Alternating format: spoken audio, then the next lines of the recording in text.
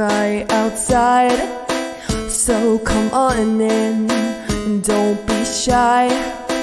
We've got ghosts and UFOs. Brace yourself, get ready for the show. Don't be afraid of the dark, the fun's about to start.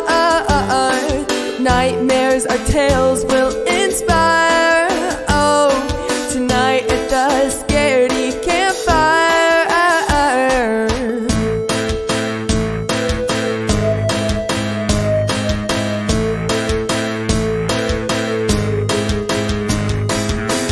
Have you heard tell of a demon next door? Or maybe a cryptid on the lake shore?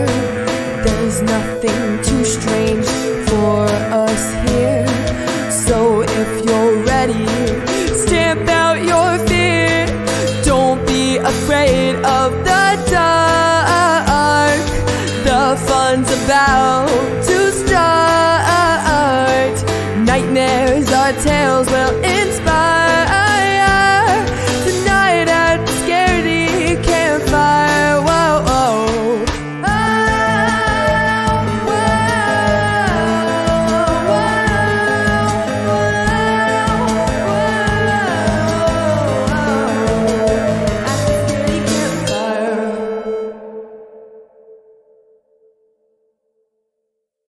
Welcome back, campers, to episode 25 of the Scaredy Campfires. A milestone, but the fire doesn't celebrate. It warns. Tonight's tales circle the strange, the uncanny, the kind of fear that doesn't need a monster to feel real. 25 nights, and the dark is only just beginning to open its mouth. Tonight's story comes from Reddit user u/noob1988, who posted in r/paranormal about an encounter that still chills him to remember. It began not with ghosts, but with grief, a long, numbing season spent caring for a dying grandmother. The isolation, the darkness, and the exhaustion blurred the edges of reality, until strange signs began appearing. Black orbs shifting like smoke, silent buzzards gathering where they'd never been, and a shadow so vast it blocked the light itself. He didn't believe at first, but some things don't care if you believe. They only watch and wait.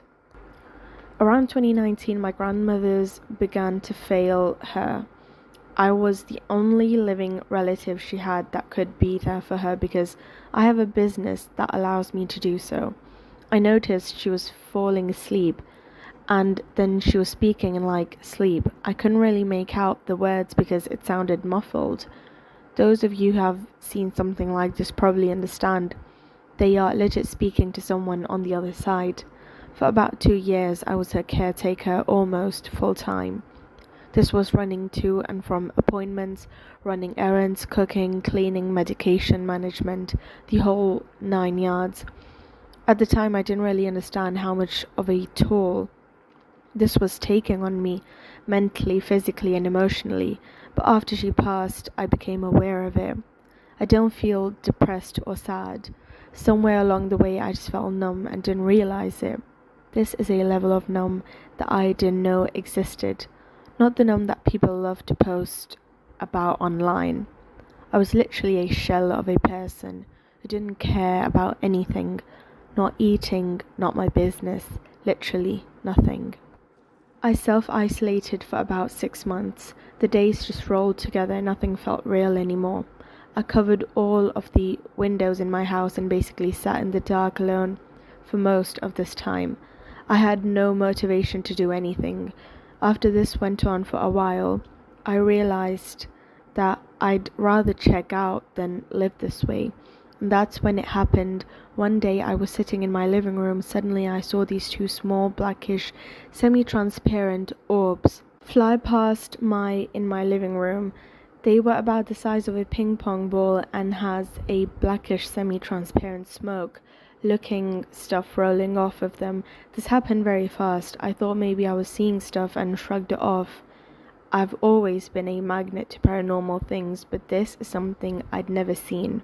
Anyway, later that day I saw 3 huge black buzzards in my backyard.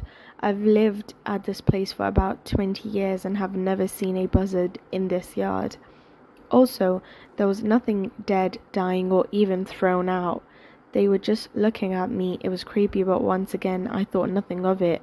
And here's the biggest one, and the reason I took the time to share this story. Later that night, probably around 10 or so, I took my dog out to use the bathroom. I was just standing there letting him do his business when all of a sudden I caught movement from my left eye peripheral. For context, the side I saw this on has a large street light and a building that's probably about 20 feet tall. The entire reason I caught this movement is because it briefly blocked the light from the street light. I looked over and saw nothing. Once again shrugged it off. This happened about 2 more times and was starting to get on my nerves, so I decided to just turn that direction and stare at that spot. It gives me goosebumps to type this up even now, but all of a sudden I saw some peek its head from behind that building, and very quickly I pulled back out of sight. My blood ran cold. This thing had to be easily 12 to 15 feet tall. It peeked like this roughly 4 times, and I got a better look at its upper torso to a certain degree. It had no features, just a shadow. It was broad, easily 3.5 to 4 feet wide. The best thing I could tell anyone is the outline was exactly like you'd imagine the Grim Reaper to look like. It was so black that it would stand out in the dark. The street light was hitting the area it was peeking from, and I could see the building being illuminated, but this thing was immune to that light. I ran across the backyard and went into my house with my dog on the other side of the house. I grabbed my .357 and flashlight and did a full sweep on my yard, convinced I was about to engage something that might not flinch. But when I went out and did so, I found absolutely nothing. It was just gone. I've never seen it again since. The only thing I can say is I was so numb that I convinced myself that I'd rather be dead. And yes, I had suicidal thoughts because of it. I think it was the angel of death watching, waiting, lurking, just to collect. I realized this might sound over the top or fake. Trust me, I've been called many things because of talking about this one. Was it only grief twisting his mind, a hallucination born of exhaustion and despair, or did the user truly glimpse something older, darker, the angel of death itself, peering from behind a building, patient and silent? He has never seen it again, but he has never forgotten. Some figures don't step into the light to be named. They linger in the periphery, just beyond the street lamps, waiting for the moment you look back. Our next tale drifts in from r/paranormal, where Reddit user u/NBIIGTGCAH shared a story that began as ordinary country living and turned into something far stranger. A quiet home bordered by symmetry. A shed attached to the kitchen. Scratches in the night that at first could be blamed on wild animals, until the locks began to turn and the wall began to shake. What started as noises outside became a pounding presence that no one could explain. Something or someone moving in the dark where only shadows should be.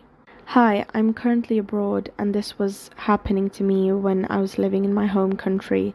When I was living there, I usually heard some scratches and noises as I was living in a forested area, but one night I stayed up till midnight waiting for my family. I was home alone watching some TV when I heard a particularly strange noise coming from my kitchen. My kitchen was connected to an outdoor shed, and animals may enter if the door is unlocked. So I thought it was just a hog coming from outside for some food, but after some time the rummaging suddenly came to an end. I assumed it had seen something and ran away, but to my horror, the locked door of the shed was picked, and a man came in searching for something. 2 months went by after this experience. Just like that other night, my family had gone out and I was home again, but this time my grandmother was with me. The rummaging occurred, but this time it was coming from the shed's metal roof. The metal is so thin that even a cat could fall through it. I thought it was just an animal that had accidentally made its way to the roof. After some time my family arrived. By then my grandmother was fast asleep. My parents and my sister quickly went to bed. My sister's room was upstairs and the shed's roof was connected to the balcony by a small wall.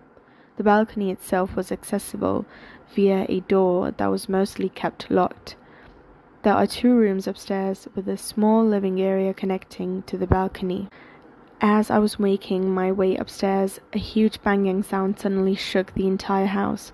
I quickly ran to my room, thinking it was an earthquake, but it didn't stop after a minute or 2. I expected my parents to come out, but they were still asleep. When I asked them about it in the next morning, they said they hadn't heard anything, but my sister and grandmother had heard it clearly. My grandmother, being old, said it might have been a cat, and my sister said she thought she was dreaming. I went to check the balcony, and to my shock, the wall had been hammered by something, or someone. There were markings on it. At that time, I was going to a public library just down the road, which was a bit of a suburban area, so while I was reading, I heard some say that the same thing that I had experienced had happened to them. Without leaving a single moment, I said to him that this had happened to me too. We chatted for some time and I asked, "Did you know anyone else who has had this happen to them too?" He said he knew a lot of people who had experienced paranormal stuff other than this. In 2008, a few black magic monks were arrested for disinterment. People say they were the ones who casted the spells and released the souls on this village. Note: I have a cemetery which was poorly kept just a few feet across my house, and people have claimed to see shadowy smoke things moving through the trees. I personally haven't seen such thing, but I do think it's true. I have an aunt who lives nearby, so I asked my cousin if he had seen anything. He said that 1 or 2 months earlier he had seen a person in black trying to enter the shed via the door, but since it was late at night, he thought it was me trying to lock it or something. We still haven't figured it out, and my grandmother, who still lives there with my aunt. Was it a prowler, a spell, or something older set loose from the graves nearby? The user still doesn't know. The shed remains, the markings still visible, and the stories whispered by others in the village all echo the same fear. Some places don't need to be haunted by ghosts. They hold on to things we can't name, and sometimes those things find their way inside. That closes episode 25, campers. The dark doesn't count numbers, and milestones mean nothing to what waits in the silence. Thank you for keeping the fire alive. Until next time, don't wander too far. Something is always keeping count.